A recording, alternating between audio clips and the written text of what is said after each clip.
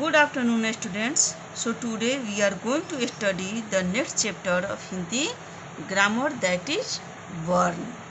जैसे कल हम पढ़े थे कि व्याकरण के मुख्य रूप से 3 प्रकार होते हैं, वर्ण विचार, शब्द विचार और वाक्य विचार। तो आज हम पढ़ेंगे वर्ण विचार। अब वर्ण किसे कहते हैं? तो भाषा की सबसे छोटी इकाई को हम वर्ण कहते हैं, उसे हम अक्षर भी कहते हैं। वह छोटी से छोटी ध्वनि जिसके खंड और टुकड़े न हो सके क्या कहलाती है? वर्ण कहलाती है। वर्ण, वर्णमाला यानी वर्णों के व्यवस्थित समूह को वर्णमाला कहते हैं। किसी भाषा के सभी वर्णों के क्रमबद्ध समूह को वर्णमाला कहते हैं।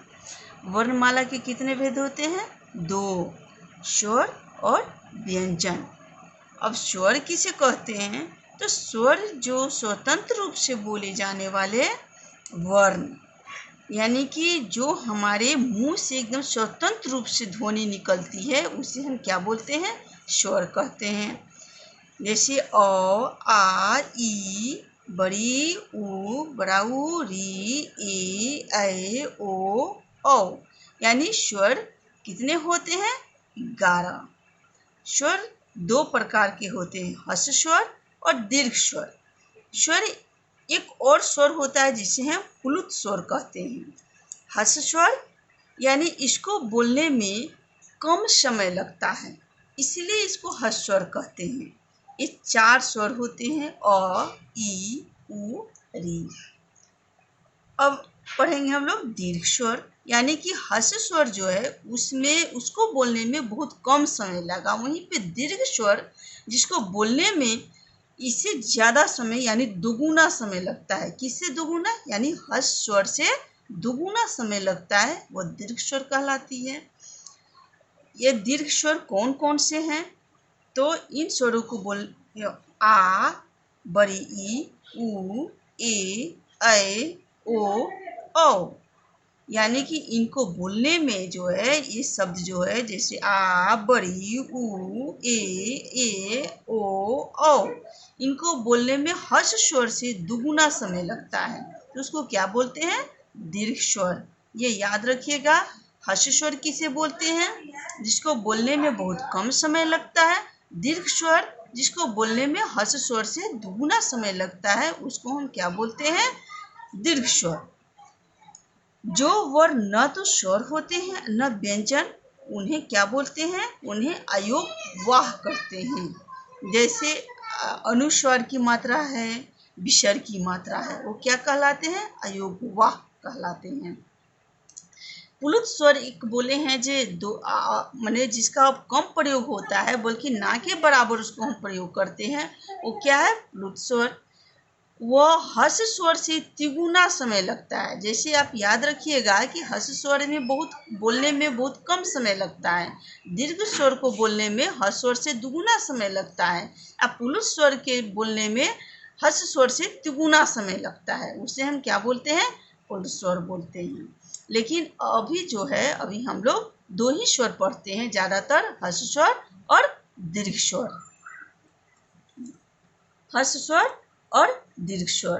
प्लुत स्वर जो है वह जो है बहुत ज़्यादा समय लेता है। जैसे ओम, ओम बोलने में तिगुना समय, दोनों से तिगुना समय लगता है प्लुत स्वर बोलने में ओम। करें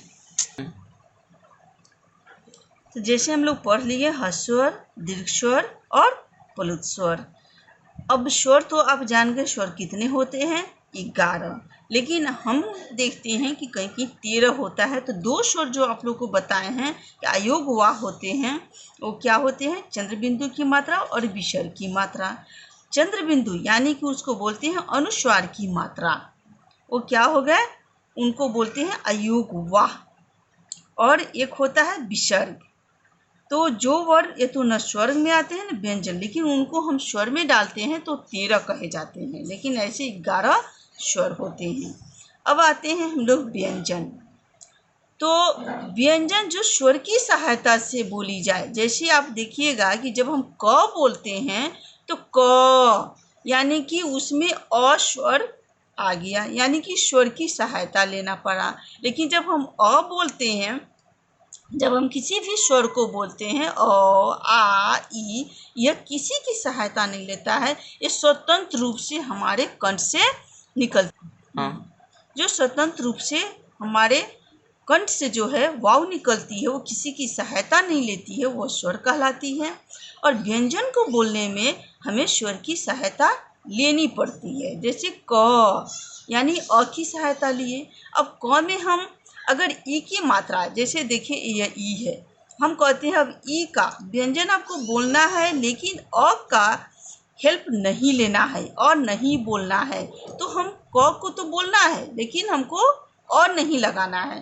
तो हम कैसे बोलेंगे? क तो बोल नहीं सकते। तो क में अगर ई की मात्रा लगा देते हैं तो क्या बोलेंगे? की। यानी अ की मात्रा नहीं आई, वो वहाँ क्या बोल दिए? की। अब इसी में क में हम हर्सऊ लगा देते हैं, ऊ की मात्रा लगा देते हैं, तो क्या हो गया? कू। यानी क जोड़ ऊ क्या बन गया? कू। यानी कि कोई भी शब्द, कोई भी व्यंजन आप बोलोगे, उसमें आपको स्वर की सहायता लेनी पड़ती है। ए की मात्रा यानी क जोड़ ए, तो हम क्या बोलते हैं? के। क जोड़ ऐ क्या बोलते हैं? कै। यानी किसी भी व्यंजन में, यानी ख, ग, घ, ङ जो भी व्यंजन है, उसमें अगर स्वर की मात्रा हम लगा देते हैं, उसका स्वरूप बदल जाता है। यानी कि कोई भी व्यंजन बोलने में हमको स्वर की सहायता लेनी पड़ती है। इस तरह जो स्वर की सहायता से बोली जाए उसको क्या बोलते हैं? व्यंजन। तब तो आप समझ गए स्वर किसे कहते हैं? जो स्वतंत्र रूप से बोली जाए। व्यंजन किसे कहते हैं? जो स्वर की सहायता से बोली जाती है, उसे व्यंजन कहते हैं। अब हम आते हैं कि व्यंजन कौन कौन से होते हैं।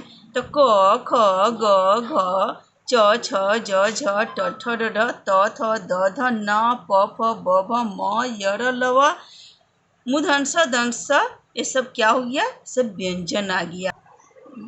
तो अभी हम लोग स्वर और व्यंजन समझ गए ना आप लोग? स्वर किसे कहते हैं और व्यंजन किसे कहते हैं? स्वर कितने होते हैं? 11। व्यंजन कितने होते हैं? 35 यानी 35। ठीक है, 35 होते हैं व्यंजन और 11 होते हैं स्वर। अब स्वर जो अभी हम पढ़े हैं, क व्यंजन जो पढ़े हैं क, ख, ग, घ, इसको हम बोलते हैं हिंदी व्याकरण में क वर्ग, च वर्ग, ट वर्ग, इसको त वर्ग और प वर्ग ऐसे। और यल व को अंतस्थ व्यंजन बोलते हैं। और तरावे स, मूर्धन्य स, दंड स और ह, इसको क्या बोलते हैं? उस व्यंजन।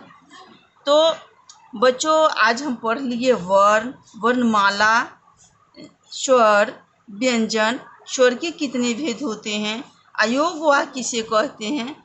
तो इतना तो आप समझ गए।